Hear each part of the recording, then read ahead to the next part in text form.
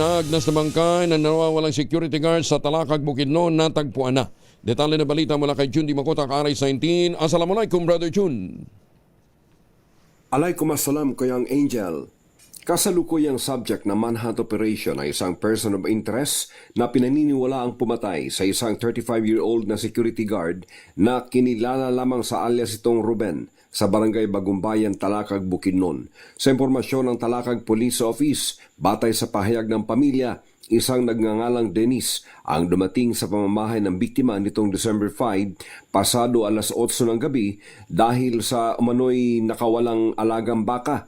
Magkasabay na umalis ang suspek at ang biktima, makalipas sa 24 oras hindi naman nakabalik ang biktima sa pamilya at pinaghahanap na ito.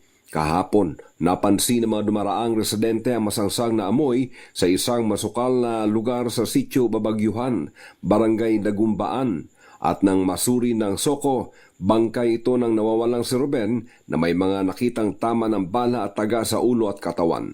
Sa kasalukuyan ongoing ang hot pursuit operation ng Talakag PNP laban sa tumatakas na suspect in coordination sa mga kalapit bayang police station sa probinsya ng Bukidnon.